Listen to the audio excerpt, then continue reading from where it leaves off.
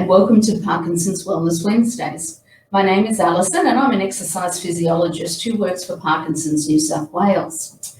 Our weekly Parkinson's Wellness Wednesdays are posts to encourage people living with Parkinson's, their family, carers and friends to challenge each other to be more active and learn why being more active is so important for people living with Parkinson's.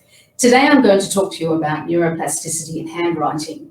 People with Parkinson's have difficulty controlling movement because of the changes in the brain.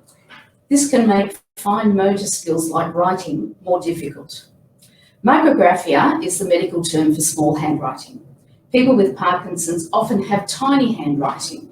The individual letters seem to be smaller than normal and the words are cramped together.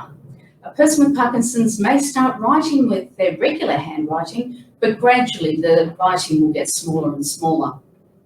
Well, you've heard the saying, you can teach an old dog new tricks. Oh, sorry, you can't teach an old dog new tricks. We'll leave it there. Well, that's not true. With hard work and lots of practice, you can get your body to learn almost anything. This is what neuroplasticity is. As you continue to practice the action, the practice becomes easier and easier, and you become better at doing that action. Wikipedia describes it, neuroplasticity and brain plasticity, as the ability of the neural networks in the brain to change through growth and reorganization.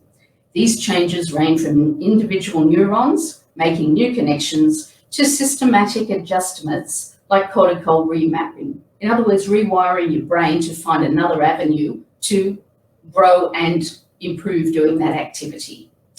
For people with Parkinson's, particular nerve cells or neurons in the brain gradually break down and die.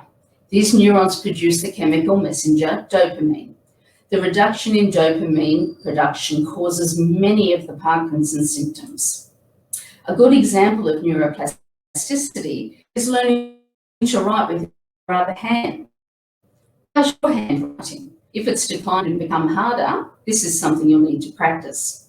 Grab a piece of paper and a pen and practice writing. You can write a letter, write a story, copy an article from the paper, a paragraph from a book. It doesn't matter, just practice.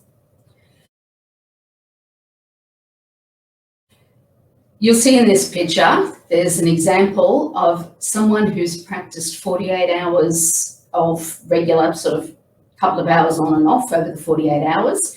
And they've started to improve their writing over in just that 48-hour time frame. It's really important, the practice. It's giving you wires and messages through the brain. Please type any questions you have into the comments section and we will answer them as soon as possible. If the question you'd like to ask is personal and you prefer not to write it in the comments, please send us a private message through Messenger or call our info line on 1800 644 189. Thank you, and I'll see you next Wednesday.